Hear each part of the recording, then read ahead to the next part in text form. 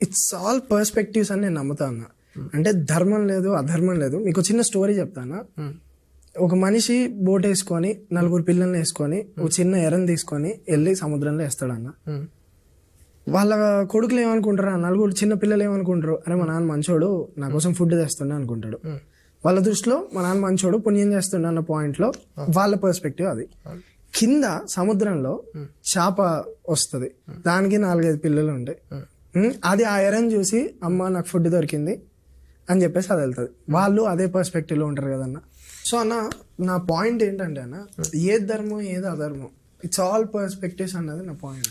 కాదు, యాక్చువల్గా ధర్మము అధర్మము ఎగ్జిస్టెన్షియల్ కూడా ఉంటాయి. మనిషి చూసిన దాన్ని ఆ పర్స్పెక్టివ్ వాడు ఎట్లా చూస్తాడనే దాన్ని బట్టి వెళ్తారు. కాకపోతే అసలైన పాయింట్స్ కొన్ని ఉంటాయి కదా, అసలైన ధర్మాలు కొన్ని ఉంటాయి. ఇప్పుడు యాక్చువల్గా నేను ధర్మ అనేది నేను నాకు ఇచ్చుకున్న డెఫినేషన్ ఏంటంటే ఆర్డర్ అన్న.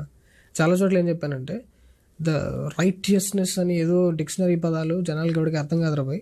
సింపుల్ లాంగ్వేజ్ ఇప్పుడంతా కలియుగం అంటేనే నీ కామన్ లాంగ్వేజ్ ఏదో అది దాని ఆర్డర్లో ఉంది. అది ఆర్డర్లో లేకపోతే ఆటోమేటిక్గా అది పడిపోయి ఉండేది.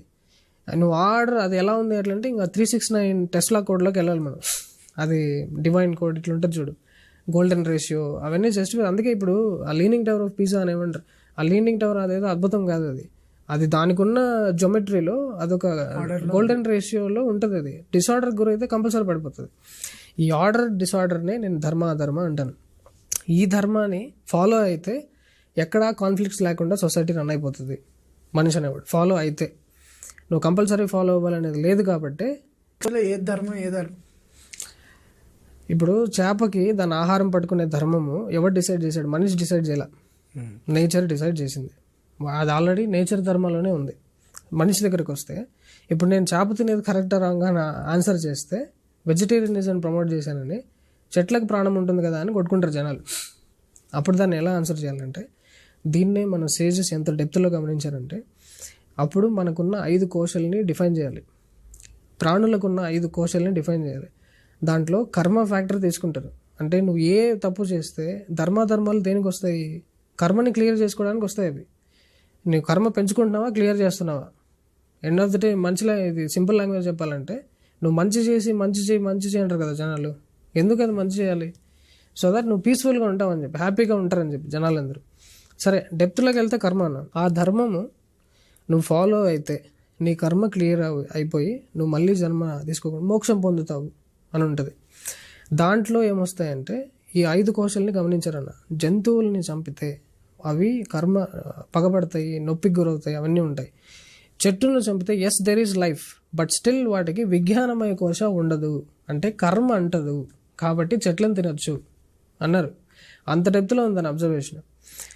ఇంకా నీకు ఇంకా ప్రాక్టికల్ చెప్పాలంటే ఎగ్జాంపుల్, మొన్న ఒక కేస్ స్టడీలో ఒక ఆమె రేప్ చేసి చంపేశాడన్న. హిందూ ముస్లిం కేసే అది, ఫర్గెట్ ది రిలీజన్, ఓన్లీ మనకి కర్మ కేస్ స్టడీ తీసుకుందాము.